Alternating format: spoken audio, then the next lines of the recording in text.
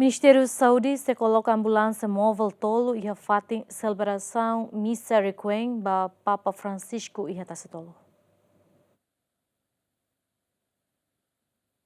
Tuir horário Rusi Diocese Dili e a sábado tucunen lorokraikne parte igreja no governo Timor-Leste se realiza missa requiem ba Papa Francisco e a Praça Vaticano Tacitolo. Também Ministério Saúde de Rusi Serviço Nacional Ambulância Emergência Médica prepara ona onde coloca ambulância móvel tolo e a fatem celebração missa Tacitolo onde antecipa bainhira e a sarani balong e a problema com a saúde e a celebração missa ne. Ita se coloca ambulância tolo e a tastolo.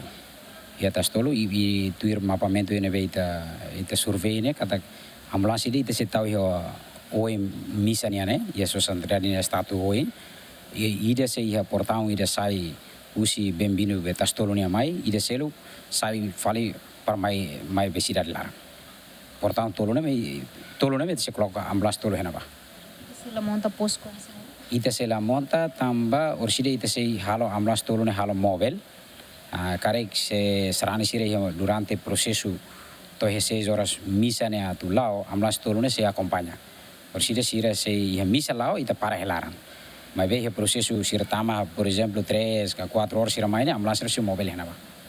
Agora ia processo lao ita identifica ka ia samara rumah mais comunidade que ia nível laran primeiro socorro ne ita segura ia ambulância laran depois identifica ita halo transferência ba ia a nível be centro saúde sira neve me ita precisa perorar le harko hospital ita vai a nível terciário hanessa be hospital nacional. Dadaune caso paciente barak makmono de repente ho ataca cardíaca, no caso ne ia paciente balong médico sira halo intervenção cedo não consegue salvar, mas be ia balong médico sira la consegue salvar sira nia vida. No ne ia ambulância móvel ne completa o equipamento básico, no mos medicamento sira liu ba paciente ataca cardíaca. Ita ia ai moruk ne guideline haturuona ai moruk drug importante balong neve que ita banhira ita usa. How foi ia ao sita rua importante lu ita usa ia emergência laran.